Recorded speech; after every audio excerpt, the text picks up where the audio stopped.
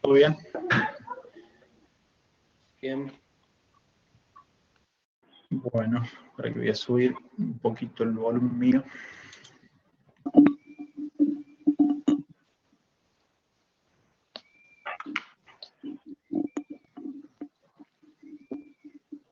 Vos lo podés poner para grabar, Ezequiel, ¿no?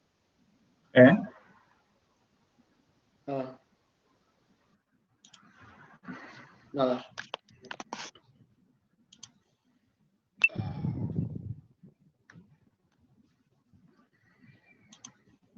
Bueno. Mortal.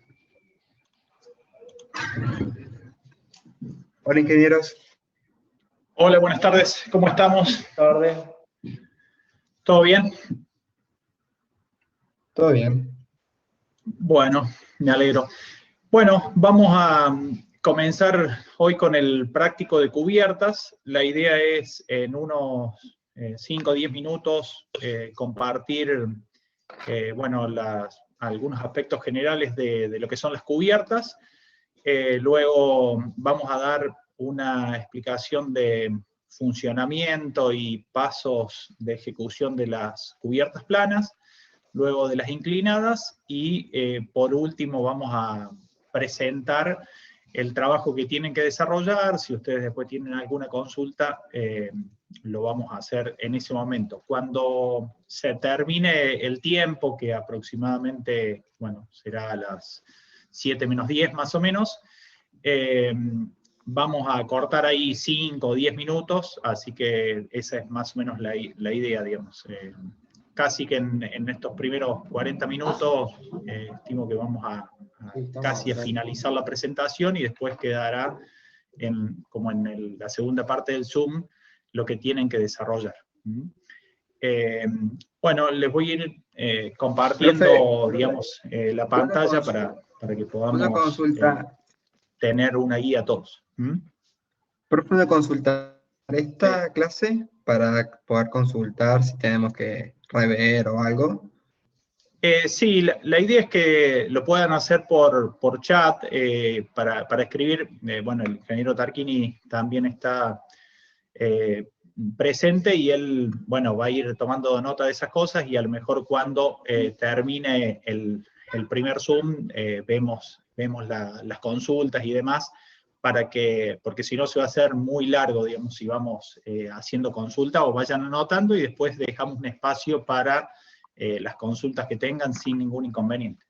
Sí. Igual la pregunta era más enfocada si esto se iba a grabar para poder, en un futuro, mientras desarrollemos el trabajo práctico, tener alguna consulta para Sí, no hay inconveniente, no hay ningún inconveniente. Bueno, muchas gracias. Bueno, vamos a comenzar.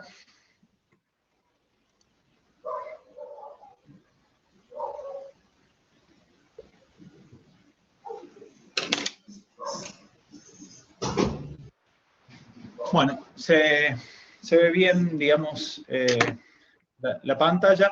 Bueno, lo primero que vamos a decir es cuál es la función o para qué ejecutamos nosotros una cubierta, digamos, de cualquier tipo, sea plana, sea inclinada, ¿para qué hacemos esta cubierta? Bueno, la función principal es darle protección a los elementos, digamos, que hemos ejecutado, digamos, de los agentes externos. Nosotros podemos haber ejecutado la última losa de nuestro edificio, perdón, que voy a acceder a dos personas que estaban. Ezequiel, ¿lo pones para grabar vos ahí? A mí no me deja. Si no, Bueno, un segundito entonces. Creo que tienen que dejarlo como co-anfitrión a Claudio. no, por ahí eso. está grabando. Ahí está. Ahí estamos. Muchas gracias. Dale.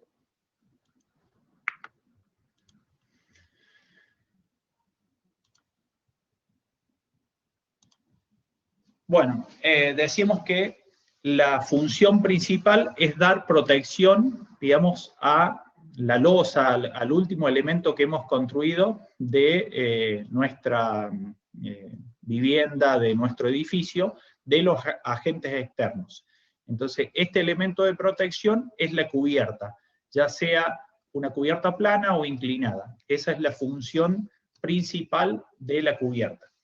Bueno, las características principales de esta cubierta, de cualquier tipo, sea plana o inclinada, es lograr el escurrimiento rápido del agua de lluvia, debe tener una protección hidrófuga, ser aislante, digamos, térmico y también acústico. Esta cubierta debe tener todas esas características: aislante hidrófugo, térmico y acústico.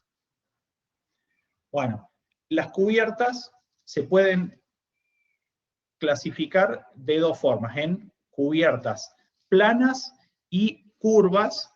Las planas a su vez se dividen en dos partes: de poca pendiente, que se las llama planas propiamente dicha, y de fuerte pendiente, que son las inclinadas, son los techos a una agua, a dos aguas, que ustedes pueden ver. Estoy admitiendo algunos más. Bueno, entonces esa es la clasificación de las cubiertas. Las curvas, como son bóvedas y cúpulas, no entran en el desarrollo de este trabajo práctico, es simplemente para que sepan que existen. Por otro lado, las planas. Y ya ahora entramos en las cubiertas planas propiamente dichas. Estas, ¿qué quieren decir? Que van ejecutadas sobre una superficie totalmente plana, es decir, una losa de hormigón, lo que decíamos de un edificio, del último nivel o de una vivienda. Esta losa es totalmente plana, entonces nosotros debemos ejecutar una pendiente que deba lograr lo que decíamos anteriormente: el escurrimiento rápido de agua, aislación térmica, aislación acústica e hidrófuga. Para eso, para lograr este tipo de cosas, ¿qué tenemos que hacer? Proporcionarle una pendiente, o sea, si la losa es plana, es decir, que no tiene ninguna pendiente, nosotros debemos, con la cubierta que vamos a ejecutar, proporcionar una pendiente del 2% mínimo para esa evacuación de agua. Este 2%, ¿qué quiere decir? Que cada metro de longitud que yo tenga de la cubierta, voy a estar levantándome 2 centímetros, es decir, que desde el embudo, supongamos, a una distancia de 5 metros, voy a tener 10 centímetros de altura, se habrá levantado esa cubierta. Bueno, por otro lado, posicionar los embudos de desagüe. Estos embudos deben posicionarse de tal forma para que arquitectónicamente no me genere ningún inconveniente, y a su vez en una superficie de la cubierta entre 60 y 80 metros cuadrados es lo que puede desaguar un caño de 110 milímetros. Un caño normalmente se utiliza para los desagües pluviales, caños de 110 milímetros. Ese caño puede, digamos, proporcionar un desagüe de 60 a 80 metros cuadrados. Por otro lado, la cubierta es un elemento que se dilata y contrae constantemente, porque es el elemento que está expuesto a, digamos, los rayos del sol constantemente, entonces esto hace que se dilate y contraiga. Para esta dilatación y contracción debemos proporcionar juntas de dilatación en superficies más o menos de 4 por 6 metros, pueden ser 5 por 6, 4 por 4, bueno, de acuerdo al diseño de esa cubierta, nosotros siempre las juntas de dilatación deben estar como en los sectores más altos de la cubierta, es decir, donde hay cambios de pendiente y demás, no en el sector de los embudos, lo más alejado posible de los embudos, ¿no? Bueno,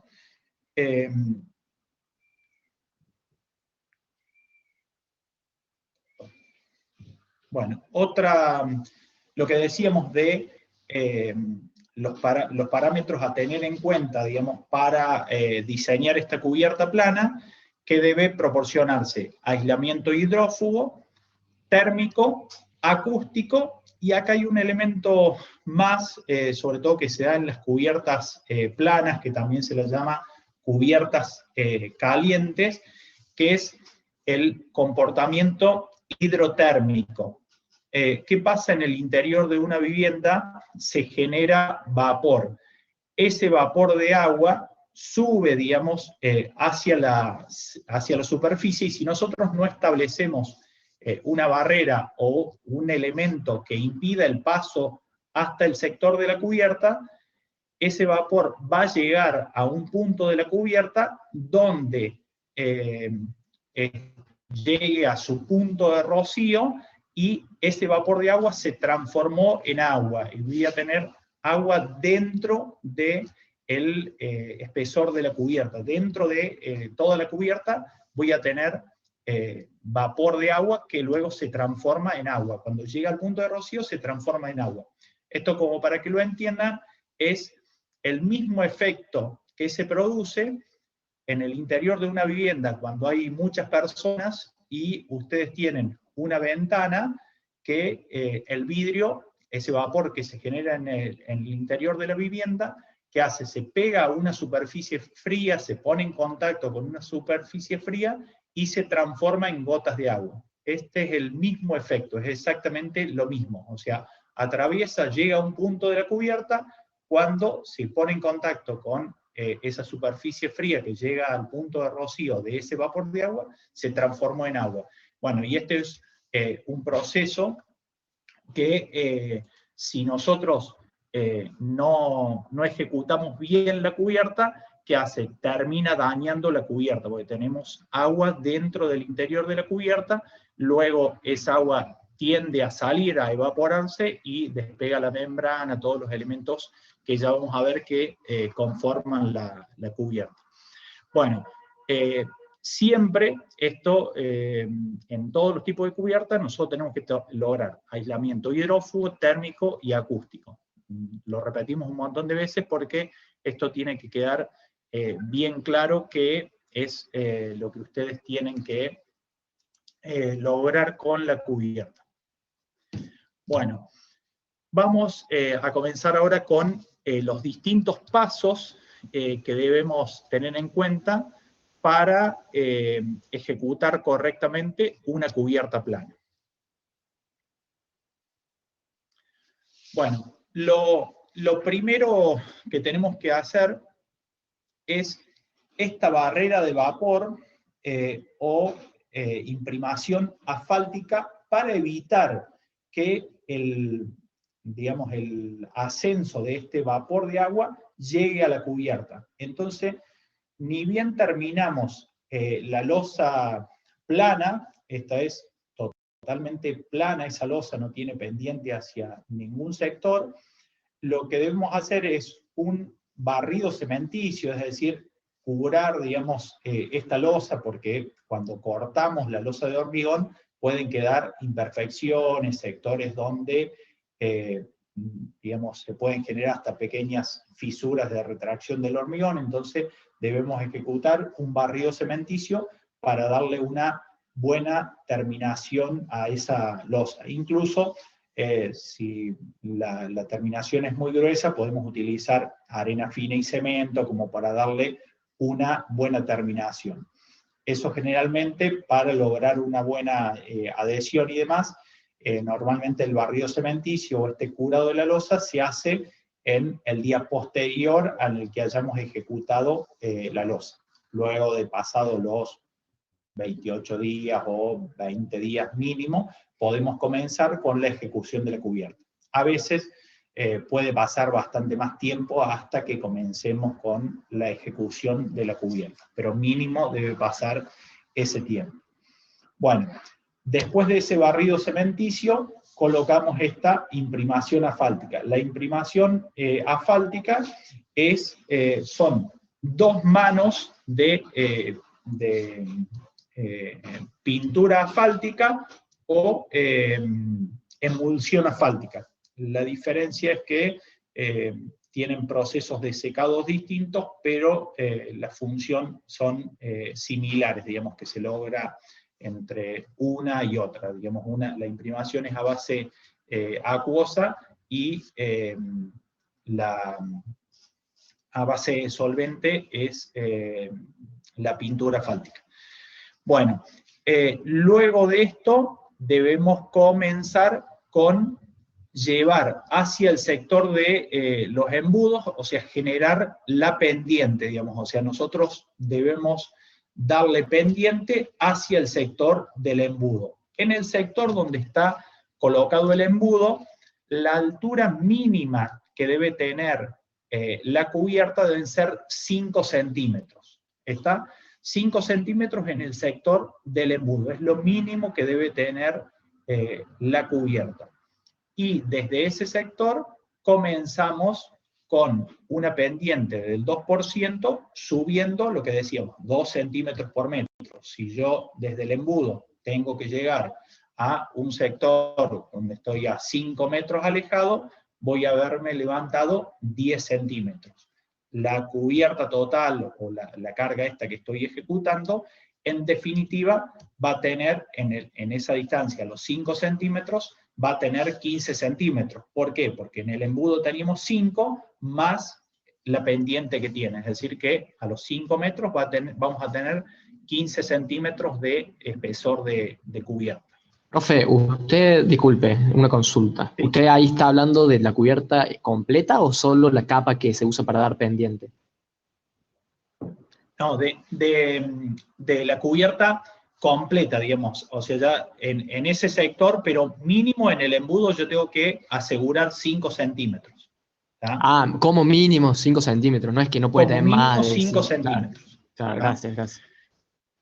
Sí, a veces por la ubicación de los embudos y demás puedo tener sectores donde a lo mejor tenga algo más de 5 centímetros, pero mínimo tengo que tener esos 5 centímetros. ¿Tá? Comenzamos a dar esta pendiente y luego vamos a ver que en el sector donde damos pendiente ya vamos a incorporar un elemento que es la aislación térmica. Digamos, vamos a hacer un contrapiso para dar pendiente, pero que a su vez cumpla la función de aislante térmico. Esto normalmente, ¿con qué se hace? Digamos, o sea, con un contrapiso de poliestireno expandido, es decir, de bolitas de telgopor, donde logramos la doble función. Estamos dando la pendiente, digamos, a esa cubierta y a su vez estamos incorporando ya aislación térmica exactamente a toda esa masa, digamos, de contrapiso. ¿Tá? Si no, se puede dar pendiente con un contrapiso de cascote alivianado y luego ejecutar un hormigón de poliestireno expandido o contrapiso de poliestireno expandido, donde mínimo, acá sí esto es importante, ese hormigón de poliestireno expandido mínimo debe tener 5 centímetros en todos los sectores de la cubierta. ¿Tá? Siguiendo con el mismo ejemplo anterior, nosotros podríamos hacer en algunos sectores un contrapiso alivianado y luego sí o sí arriba ejecutar el hormigón o este contrapiso de poliestireno expandido. El objetivo de esto es que en toda la cubierta, como mínimo, tengamos 5 o 6 centímetros de poliestireno expandido. Lo que veíamos en la imagen anterior es que se ejecuta todo junto, digamos, o sea, se hace este contrapiso y ya se viene dando terminación con el elemento que viene por encima de este poliestireno expandido, que es una especie de carpeta, debe estar bien terminado, ahí se incorpora incluso en la última parte más cantidad de cemento, para que luego se pueda adherir bien el elemento de aislación hidrófuga, que es la membrana, digamos. O sea, sobre esto vamos a pegar la membrana. Bueno. Ezequiel. Sí. Volvé a la imagen anterior, ahí ya se está dejando al perímetro el tergopol, sí, para la dilatación. No sé si lo querés explicar. Está buena la observación, lo había visto recién y me olvidé de decir. Bueno, nosotros tenemos muros en el perímetro, como es en este caso, se debe colocar una faja de poliestireno expandido de telgopor de 2 centímetros en todo el perímetro para que funcione como elemento de dilatación. Incluso, ahí no se alcanza a ver bien, pero en ese sector de ahí, donde estoy marcando con el mouse, está como la divisoria de aguas, digamos, o sea, hay una divisoria entre embudos que están en el sector donde están los operarios trabajando y el sector donde ya está terminado esa carpeta. En ese sector también, digamos, o sea, se debe colocar este poliestireno expandido para que funcione como elemento de dilatación, digamos, o sea, para que funcione dilatación de la cubierta, digamos. ¿Ah? Bueno, como decía anteriormente, después la terminación superficial, acá se puede observar más o menos en la parte, digamos, inferior de la pantalla, ustedes pueden ver, es la mezcla de ese contrapiso de poliestireno expandido. Y acá donde ya está como la carpeta terminada, digamos, el elemento de terminación superficial, ven que es una superficie ya perfectamente lisa, preparada para recibir, digamos, o sea, la membrana, que va a ser el elemento de aislación hidrófuga que va a venir sobre este elemento. No hay una sola técnica para ejecutar las cubiertas, digamos, o sea, hay distintas formas de ejecutar las cubiertas, lo que sí debe quedar en claro es las funciones que deben cumplir. La barrera de vapor debe existir, el aislante térmico debe existir, el aislante hidrófugo también. Después se pueden ejecutar con diferentes tipos de materiales o técnicas y demás, pero las pendientes tenemos que darlas, todos los elementos deben estar. Lo único que alguien puede decir, bueno, yo voy a optar por ejecutar la cubierta con una sola masa de contrapiso de poliestireno expandido, hormigón de poliestireno expandido, en toda la superficie. Otro puede decir, yo ejecuto un contrapiso para dar pendiente en la parte inferior, y luego ejecuto 5 centímetros de aislante de poliestireno expandido, de vermiculita, de lo que sea. Siempre estamos hablando de morteros, o sea, un contrapiso ejecutado donde tiene arena, cemento y poliestireno expandido o vermiculita, algún aislante térmico.